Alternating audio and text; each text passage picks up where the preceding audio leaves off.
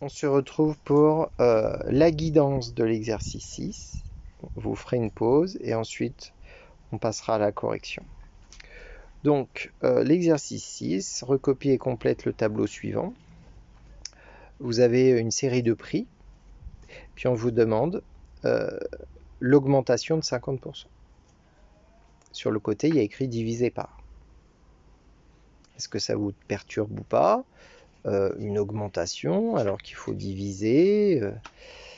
En fait, dans cette colonne, vous allez mettre de combien on augmente.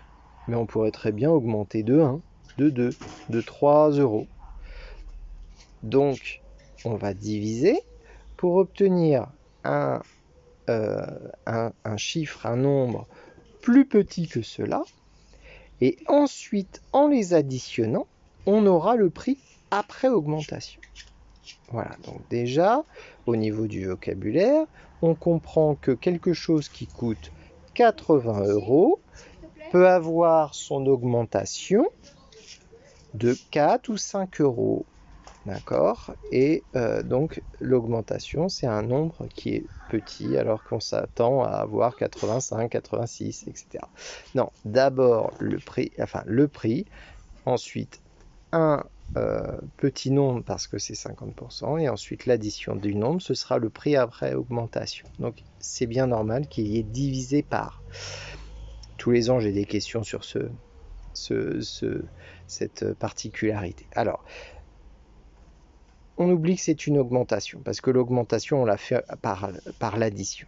On va calculer ce que c'est que 50% de 10. 50%, rappelle-toi, le pourcentage, c'est une fraction. D'accord? Avec quelle autre fraction 50% est égal? 50%, c'est égal à quelle autre fraction? On pourrait dire 5 sur 10, si je divise tout par 10. Encore plus simple comme fraction. Tu vois ou pas? C'est un demi, c'est la moitié.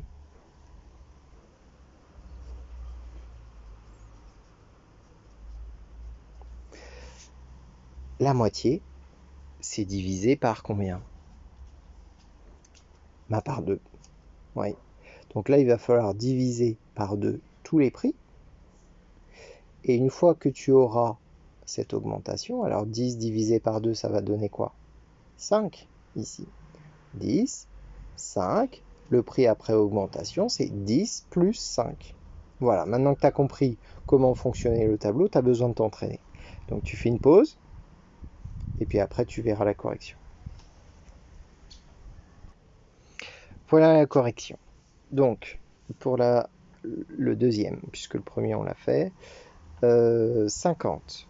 D'abord, je le divise par 2 pour connaître son augmentation. On va l'augmenter de 25. Ensuite, pour calculer le prix à la fin, 50 plus 25, 75. Le deuxième, 80. Je fais 80, je divise par 2, j'ai l'augmentation. D'accord? C'est l'augmentation de 50%, ça devient 40. Et ensuite, j'additionne 80 plus 40, ce qui me font 120 €. Le produit, il est passé de 80 € à 120 €. C'est donc le prix plus la moitié du prix. C'est ça que l'on fait quand on fait une augmentation de 50%. 200 divisé par 2. Eh bien, ça me donne 100, et ensuite j'additionne les deux pour faire 300. Ok? 120, je le divise par 2, 60, et ensuite j'additionne les deux. Alors, là, c'est un petit peu... on s'avance un petit peu. Quand on fait une augmentation quand on fait une augmentation de 50%, d'accord? Eh bien, les 50%, on peut les écrire comme ça, d'accord? Multiplié par 0,50. Si je fais ça, par exemple, la partie qui est au-dessus de 100, 200 fois 0,50, eh bien, je vais tomber comme pour la division par 2, sur 100. D'accord? Par contre, ensuite, il faut que j'additionne, il faut que je recommence à mettre 200 ici. Pour remettre 200 ici, si je fais 200 fois 1, je vais mettre 200 ici. Donc en fait, si je mélange en faisant dans la même opération le fois 0,50 et le fois 1 pour remettre tout dedans, eh bien ça va donner quoi? Ça va donner 200 fois 1,5 et là, eh bien ça va me donner directement le résultat. Alors ça, c'est une partie très collège, hein. On va voir ça, vous allez voir ça plus tard. Mais bon, pour ceux qui ont compris, eh bien on peut toujours faire 120 fois 1,5, et bien on trouvera 180. Vous pouvez essayer. C'est en quelque sorte un nombre magique qui transforme deux opérations en une seule.